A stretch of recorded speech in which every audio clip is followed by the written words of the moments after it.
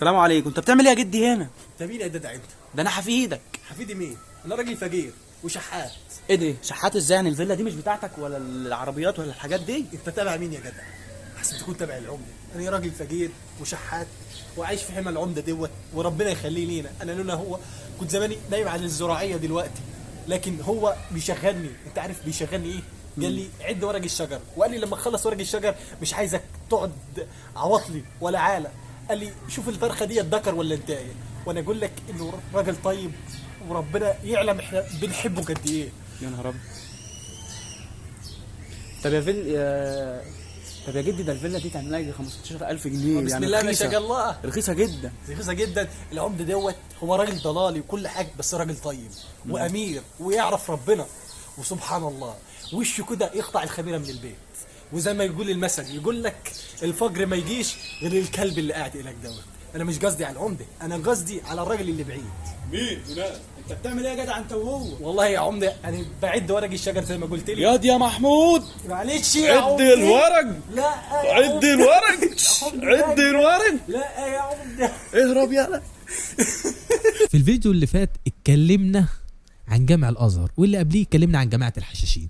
دلوقتي بقى هنتكلم عن البركه. ايه هي البركه؟ هو ايام زمان كان في بركه؟ بصوا احنا ما نعرفش، بس انا بسمع زيكم.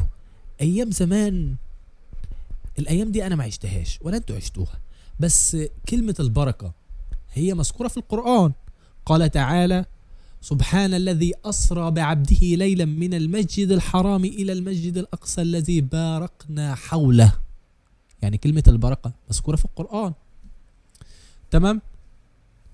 لكن عايزين نسأل، هو أيام زمان كان في بركة؟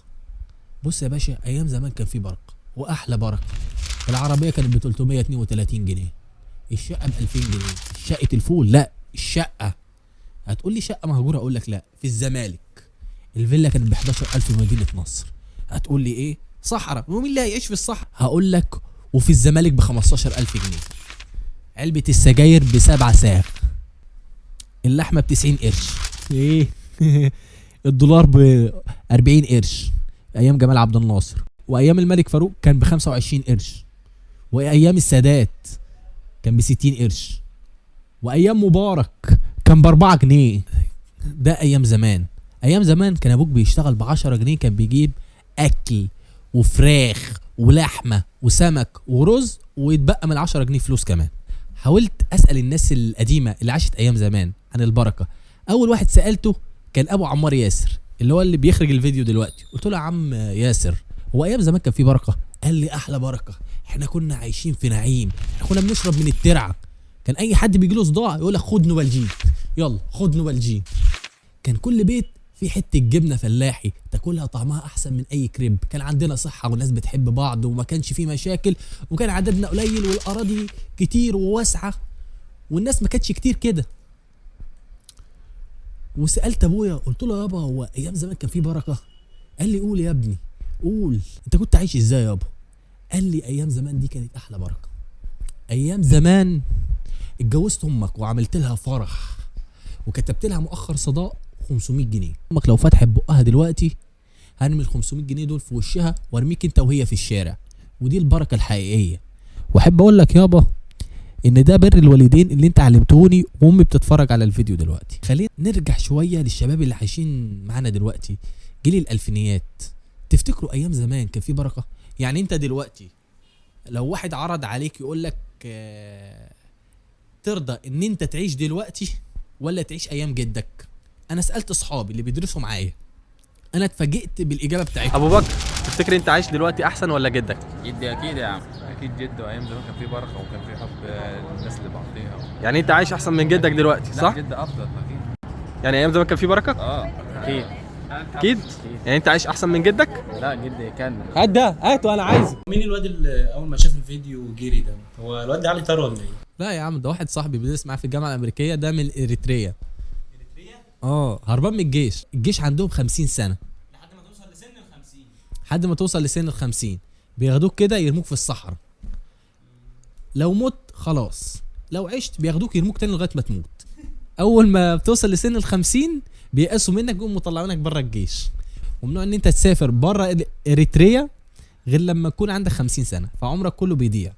عشان كده صاحبي دوت هربان من الجيش، ويعني وعشان كده ما بيحبش يظهر في الكاميرات. ولا مؤاخذه يا معاذ، احنا فضحناك بس عادي، احنا كنا بنتكلم عن البركه. بس خلينا بقى نرجع للجد. هو ايام زمان يا جماعه كان في بركه. يعني مثلا بص، انا لقيت اعلانات لشقه ب 15000 جنيه في الزمالك. لقيت سعر السجاير الجرنان 7 صاغ، لقيت شقه ب 2000 جنيه. حاجات كانت رخيصه قوي، انت فاهم. ممكن تسافر بره مصر ب 2 جنيه ايام زمان. تمام. الاوتومبيل العربيه كانت ب 332 جنيه، وافخم عربيه. انت لو جعت شويه هتلاقي محل اسمه التوفيق، تخش تاكل سمك ولحمه وفراخ وايه، وتاكل كمان فواكه واللي انت عايزه. ولو طلبت من الجرسون يرقص لك فوق الترابيزه هيرقص عادي. ده كل دوت بكام؟ ب 8 ساغ. بس انا احمد جدي كان شغال حاجه عاليه جدا. كان موظف في شركه كبيره. كان راتبه في الشهر تخيل كام؟ اصل انت بتقول لي 2000 جنيه الشقه. راتبه كان كام في الشهر؟ كان بكام؟ كان راتبه في الشهر 3 جنيه ونص. 3 جنيه ونص. يعني هي طبعا. بص احنا دلوقتي بنتكلم في المقدمه. بص هي مش ممكن تكون هي ممكن تكون برضو بالنسبه للحاجات على ايامهم كانت رخيصه شويه. بس مش بالرخص اللي احنا كنا حاطينه في دماغنا. احنا دلوقتي كل ده بنهزر، احنا بنتكلم عن البركه. يعني ايام زمان غير دلوقتي، لكن احنا بنتكلم ان الاسعار كانت رخيصه. الشقه ب 2000 جنيه، الفيلا ب 15000 جنيه في الزمالك. تمام. العربيه ب 332 جنيه، لكن احنا كل ده بنهزر. ايام زمان كان رخيص وبركه، وكان في بركه، وكان في كل حاجه. بس انت لو رجعت المرتبات كانت ميح. في ايام الملكيه مرتب الموظف 3 جنيه. الموظف قلت لك اهو جدي في السبعينات. ايوه 3 جنيه. ايوه، ما هو ماشي. ما هو اعلى المرتبات في الفتره ديت، او الفتره بتاعه الملكيه، اخر الملكيه، كان الموظفين كانوا بيقبضوا 3 جنيه وكان مبلغ. لكن عوام الناس بيقبضوا 3 جنيه دي يعني كانت زي دلوقتي مثلا ايه 15000 12000. لا ممكن تعادل 11000. دي. تمام. يعني والعوام الناس كانوا بيقبضوا مرتباتهم جنيه. ده لو راجل بيشتغل، راجل كده عنده مشروع وربنا كرمه، ويقول لك انا داخل يفتح بيت، يقول يا عمي انا بقبض جنيه. فكان مبلغ يعني، ما كانش حاجه هفق كده، انت فاهم. لكن العوام كانوا بيقبضوا كام؟ ربع جنيه في الشهر، 50 قرش، حاجات زي كده، فاهم. احنا لو حسبنا يا جدع، احنا هنقول جدك كان راجل بطل وربنا كرمه وبيقبض 3 جنيه والشقه ب 2000 جنيه. يعني ان هو ممكن يشتغل 50 سنه. تمام. 50 سنه دي ما يصرفش منهم حاجه. المرتب لا اكل ولا شرب ولا سكن ولا اي حاجه، وبيحوشهم. تمام. بعد ما يطلع المعاش هيحوش كام؟ مش هيحوش ال 2000 جنيه، هيحوش 1800 جنيه. تمام. يعني جدك كان شحات. ايوه بالمعدل دوت. لان اصلا انت لو قارنت الاسعار بدلوقتي، هي الشقه ب 3 مليون ايام زمان ب 2000 جنيه. المرتبات دلوقتي كام؟ 6000. تمام. انت مش هتجيب ال 3 مليون لو طلعت على المعاش، اشتغلت 50 سنه مش هتجيبه. وجدك مرتبه 3 جنيه في الشهر، كانوا مبلغ، اكيد كانوا مبلغ. لكن لو فضلت ماشي بالتتبع دوت، وان هو بيحوش المرتب كل شهر، ما بيصرفش منه جنيه، لغايه ما يوصل 50 سنه سن التقاعد، هيحوش 1800 جنيه، مش هيجيب ال 2000 جنيه. يعني جدك بيسرح بيك يقول لك انا كنت بصرف فلوسي على حفلات ام كلثوم. جدك يالا كان شحات، يالا والله كان شحات، ما كانش لاقي ياكل. راجل كذاب يا ابني. جدك ده يعني انا احكي لك عن حاجه تقول لك ان انت عايش احسن من جدك مليار مره، واللي يقول لك غير كده كذاب. بص يا باشا، الجورنان اللي هيظهر لك دلوقتي جورنان الناس الكبيره حضرته، اللي هي النكسه.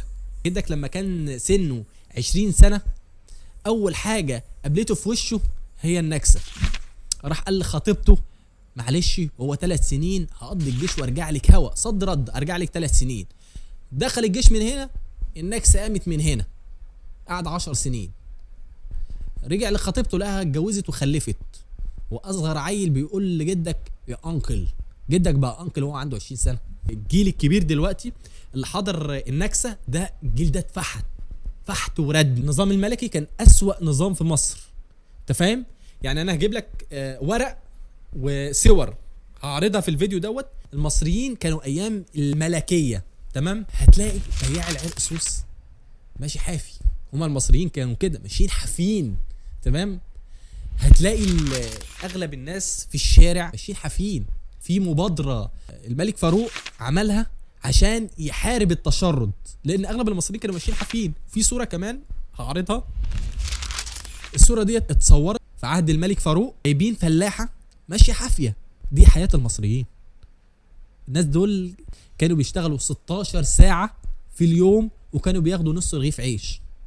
لو رجعنا ورا شويه، نظام الاحتلال العثماني او الخلافه العثمانيه، الخلافه العثمانيه كان في نظام اسمه الاقطاع، حاجه كده. نظام الاقطاعي دوت ده باشا كبير بيأجر للفلاحين الاراضي ويبقى عليها ملتزم، ولازم الفلاح دوت يدفع ايجار الارض، تمام.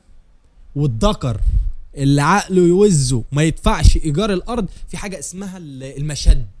بيجيبوا كده يقوم ماسكه من شنبه، جدك كان بيتمسك من شنبه كده ويجرجره قدام الناس قدام ولاده. ويا ترى بقى لو جدك مخلف 10 20 عيل، يقوم متجرجر قدامهم، ويقوم المشد رزعه كف على وشه عشان يخسروا قدام ولاده. وقدام مين بقى؟ قدام اهالي البلد.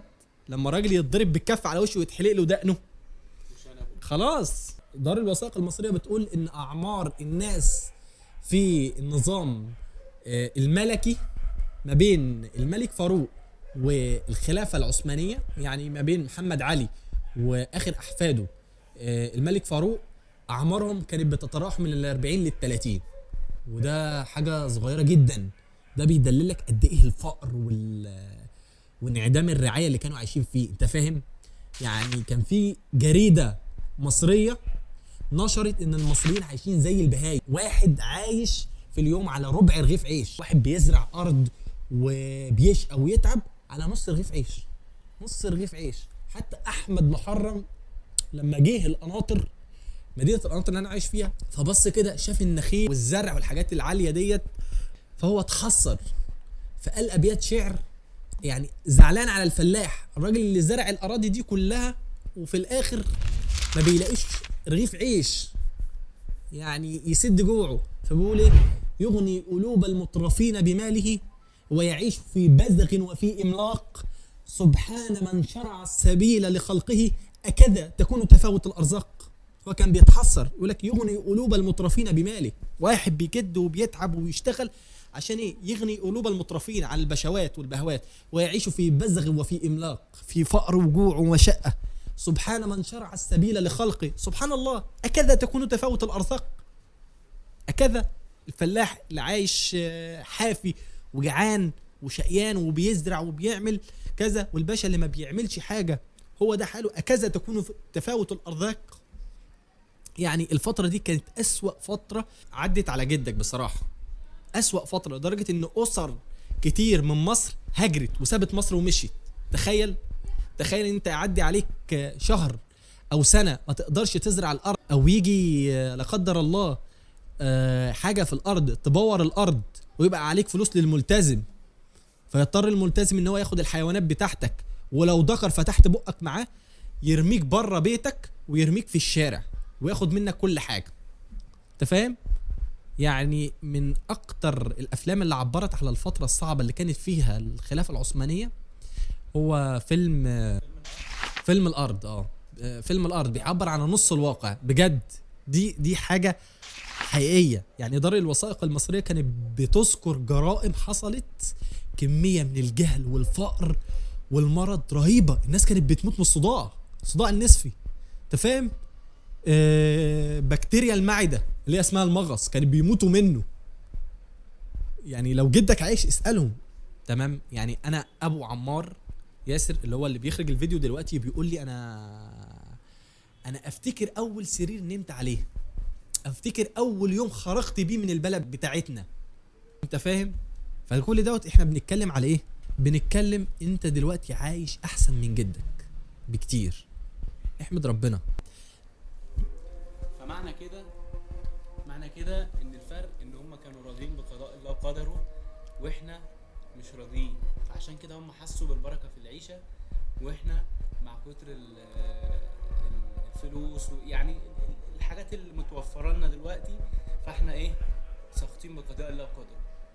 يعني مين اللي قال لك اللي احنا ساخطين بقضاء الله وقدره؟ معظمنا يعني. لا لا لا لا، مفيش حاجه من دي، بالعكس. انا يعني النظريه ديت انا ما بقبلش بيها بصراحه يا عمار. احنا بندردش دلوقتي عادي، انا ما بقبلش بيها. يعني اغلب يعني احنا لو هنتكلم بالطريقه ديت، اغلب الفتن او اكبر الفتن اللي حصلت كانت على ايام الصحابه. تمام؟ يعني فتنه المرتدين حصلت على ايام مين؟ على ايام الصحابه الكبار، سيدنا ابو بكر الصديق وسيدنا عمر. انت بتتكلم عن ايه؟ اغلب الفتن الكبيره حصلت في ايامهم. فايه علاقه الرضا او غير الرضا؟